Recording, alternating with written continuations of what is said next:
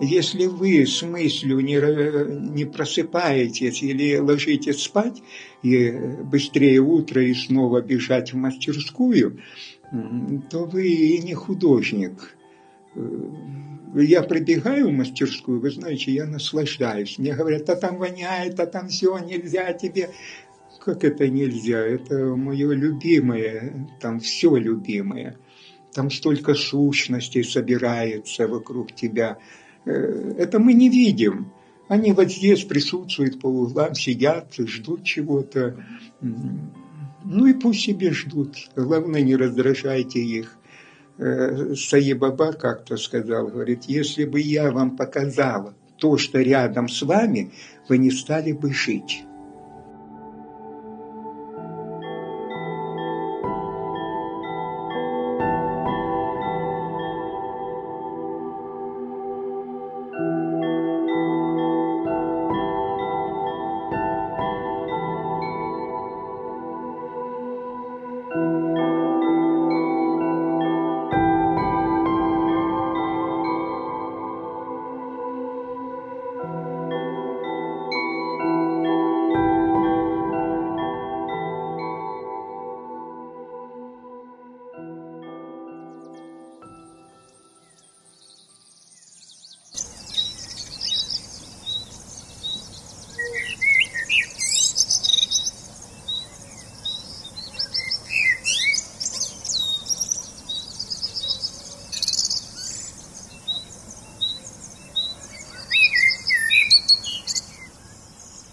Донбасс. Что вы представили первым делом? Шахты, заводы, уголь?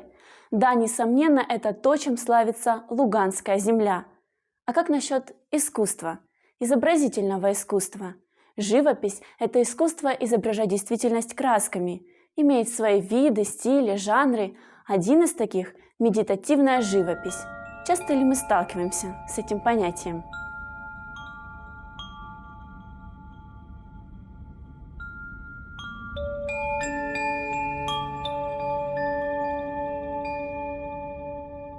Это нечто, несущее благодать для человеческой жизни, для человеческого общества, для социума. Это тайны, которые были заложены еще древними до нас. А наша задача — следовать им, учиться и раскрывать непосредственно, жить в этих законах, потому что они формируют наше существование, они важны и влияют, и нужно их знать.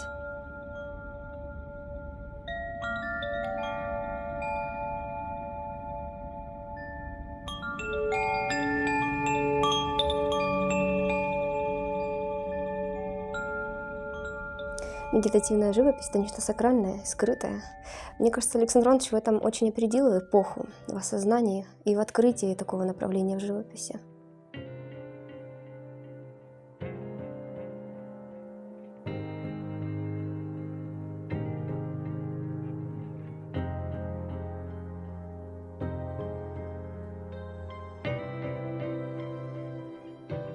Медитативная живопись. Вот ее можно тематически еще на 3 части разделить.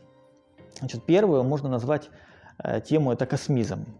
Космизм, то есть он в своих работах изображает какое-то пространство вселенское, какие-то измерения, какие-то модусы бытия, что-то такое, какие-то планеты. Вот, да? Значит, вторая тема — это, наверное, изображение сущностей каких-то. То есть это какие-то христианские сущности, это какие-то мистические учителя, какие-то мистические пророки, там, ангелы. И еще одна тема большая — это, я называю ее мистическая пастораль.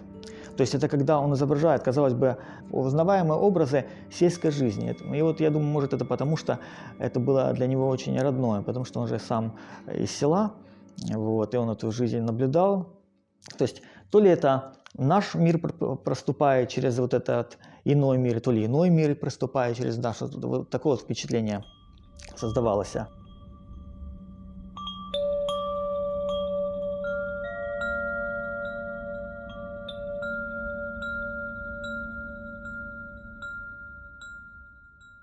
И если мне дадено вот в медитацию входить и творить медитативное искусство и открывать людям, и люди отворачиваются, Я потрясен, но я их не осуждаю за это.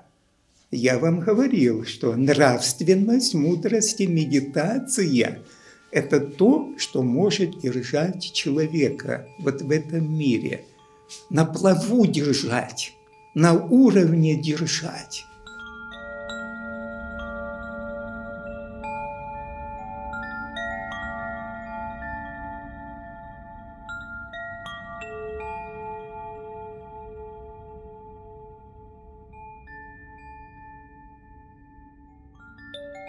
Выдающимися художниками медитативной живописи являются Клиффорд Стил, Адольф Готлиб, Марк Ротко.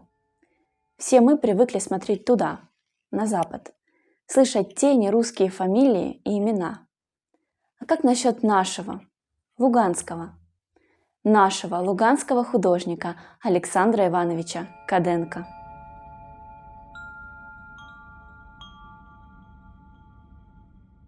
Мало таких людей, да. Он вообще вот он долго работал над какой-нибудь, допустим, там одной работой? Скажем так, что мог и по полгода работать. Но все равно он что, отставлял, она настаивалась, он с ней общался, смотрел, изучал. Есть техника определенная, выработанная Александром Ивановичем. Технически сложная, как трафарет, скажем. Он делал трафаретики и густо накладывал краску. И получались такие линии. Линейка никогда не получится. Круги тоже с помощью каких-то трафаретов выполнял. Там даже те же символы и цифры.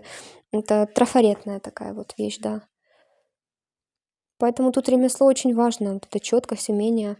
Даже сам изобретал какие-то циркули, чтобы там вот так очертить как-то на ниточке, как-то все это натягивал. Да. За счет этого вот четкость. А без нее было бы, конечно, не так интересно, наверное. Хотя тут любой кусочек и любой этап для нас это уже восторг. Александр Иванович – это на самом деле очень незаурядный и интересный человек. И вы знаете, мне очень сложно говорить о его искусстве, вот этом медитативном. Мне очень нравилась его идея о том, что картина способна излечить человека. И отчасти я с этим согласен. Картина, музыка, стихотворение может повлиять на наше настроение, может подарить приятные эмоции. И вот эти слова Александра Ивановича мне очень были близки. Вы знаете, это был совершенно фантастический художник, при том, что его живопись беспредметная, он был потрясающе хорошим художником академической школы, реалистической, классической. И он производил, в принципе, впечатление человека глубоко верующего. Но нельзя было, знаете, нельзя было сказать о нем, что он приверженец какой-то одной религии. У него были такие очень своеобразные синтетические представления, что-то от христианства, что-то от индуизма. Вот. И это потому, что он был большим индивидуалистом.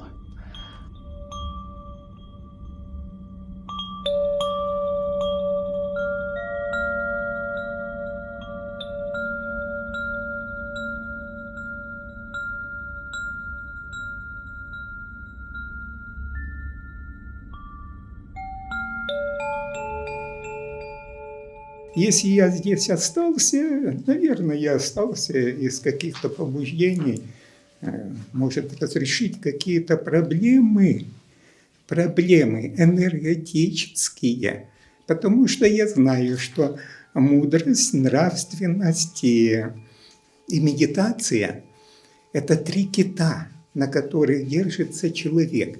Вот эти вот 3 кита должны быть в человечестве, тогда он спокойно живет в этом мире.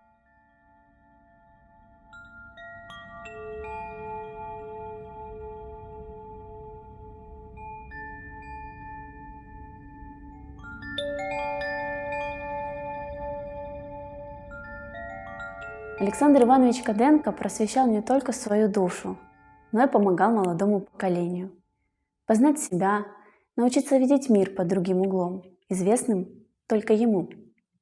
Но вот я вспоминаю момент, когда он проводил мастер-класс по рисунку и, подводя итоги своей работы, созвал нас, тогда еще совсем молодых художников, только которые становились на творческий путь. И самой талантливой студентке Гребельной Людмиле он сказал: видишь, Люда, как нужно рисовать. Вот посмотрите, как нужно работать с тоном, с линией, там, в таком духе. А Люда очень бойкая, живая девушка была. Она сразу парировала, говорит: всем 2, Александру Ивановичу 5. И мы рассмеялись. Но такие какие-то были моменты. Я помню первый экзамен по пластической анатомии. Он преподавал у нас пластическую анатомию в художественном училище.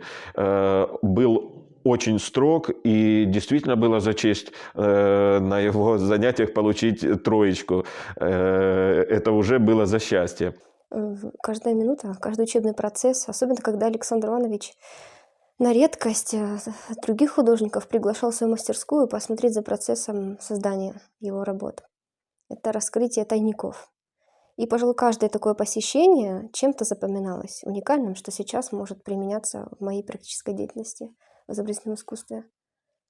То, как он именно создавал свои картины. Потому что, видя их на выставке, не всегда понимаешь и можешь даже фантазийно представить, как достигались те или иные моменты. Поэтому встреча с Александром Ивановичем — это всегда погружение в его творческую деятельность, открытие этих тайников, магических тайников невероятных. Помню, как он учил, как он приносил к нам в академию такую рамочку, да, и в ней были определенные ниточки натянуты, да, и он накладывал на изображение, на картину и показывал, как там ритмика развивается.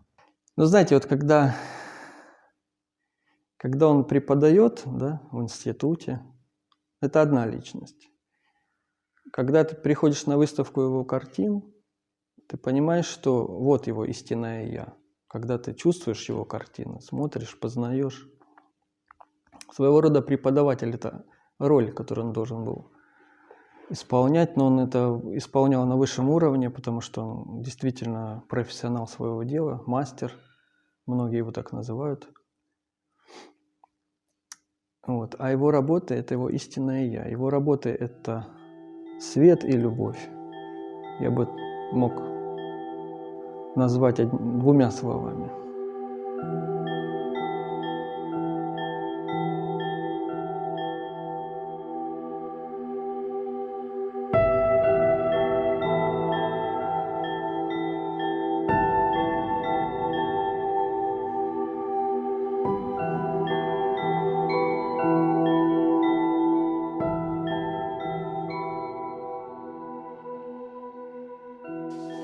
Творить – это величайшее счастье. Творить. Вы скажете, так и дом строят. Но это другие мерки совсем.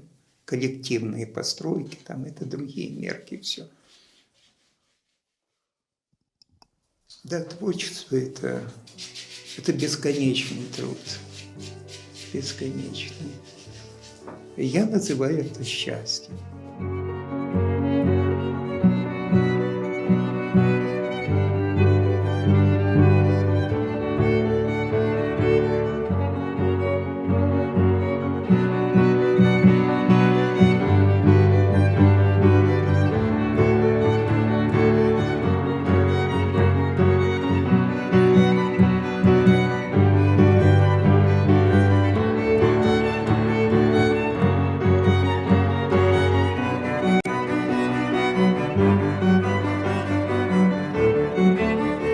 Хотя сейчас даже можно уже прочитывать это как историю, как книгу образа, силуэта и внутреннего смысла содержания. Это, кстати, последняя работа Александра Ивановича оказалась недописанной. Я не знаю, что она значит, но у меня такое чувство возникает, что это птица надежды некая. Птица надежды. А это все-таки свет и продолжение.